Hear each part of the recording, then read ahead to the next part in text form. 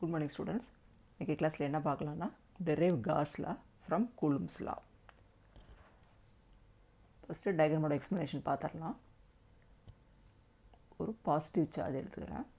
Positive charge capital Q. நான் imagine பண்ணியிருக்க காஸின் சர்ஃபேஸ் வந்து ஒரு ஸ்பியர். அதோட ஸ்பியரோட ரேடியஸ் வந்து R.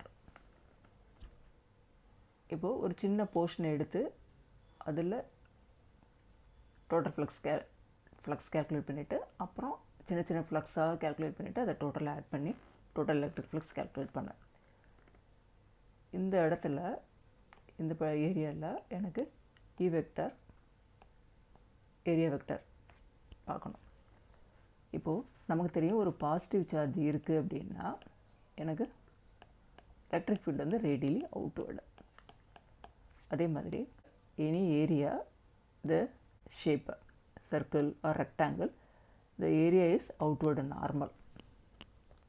Okay, இப்போ இந்த ஸ்பியரில் எனக்கு வெக்டரும் ரேடியலி அவுட்வேர்டு, ஏரியா வெக்டரும் அவுட்வேர்டு நார்மல். ஸோ ரெண்டுமே எனக்கு பேரலாக இருக்குது. வெக்டர் டிஏ வெக்டர் ரெண்டுமே பேரலாக இருக்கனால அந்த ரெண்டுத்துக்கு இடையில் உள்ள ஆங்கிள் வந்து 0 டிகிரி இருக்கும். ஓகே, இப்போ போகலாம்.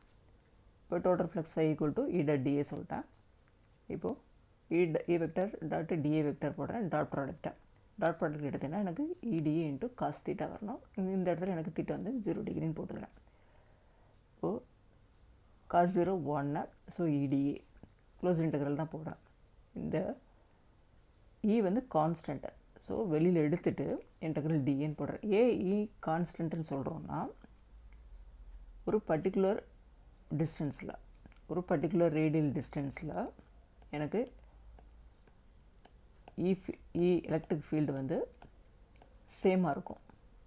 தட் இஸ் மேக்னிடியூட் ஆஃப் வந்து சேமாக இருக்கும் ஈக்வி டிஸ்டன்ட்டாக இருக்கிறதுனால. ஓகே, இங்கே கான்ஸ்டன்ட்டுங்கிறனால இந்த வெளியில் எடுத்துக்கிறேன். இன்டெக்ரல் டிஏ இதை இன்டெகிரேட் பண்ணால் எனக்கு இன்ட்டு ஏ வரும். வேறு ஏரியா வந்து ங்கிறது curved surface area of the sphere. நமக்கு ஃபார்முலா தெரியும் 4πr². ஸோ இந்த ஏக்கு பதில் 4πr² சப்ஸ்டியூட் பண்ணுங்க. So total electric flux equal to into 4πr². இது ஈக்குவேஷன் 1ன்னு அசியூம் பண்ணேன்.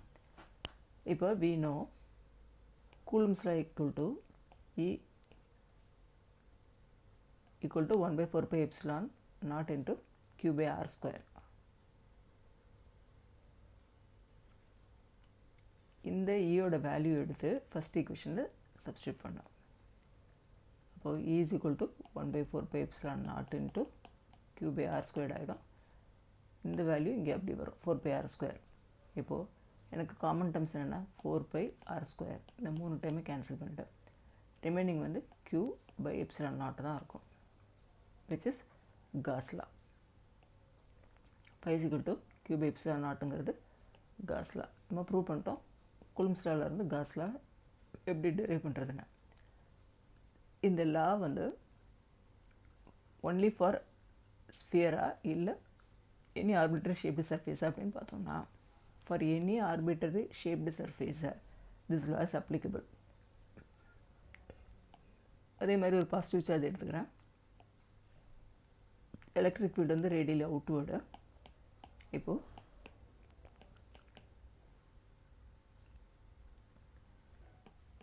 Electric field radially outward.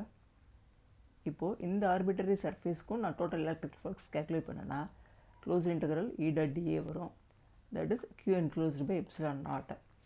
Q enclosed மட்டும் சார்ஜஸ் வித்தின் த க்ளோஸ்டு சர்ஃபேஸ், அவ்வளோதான். Okay, thank you students.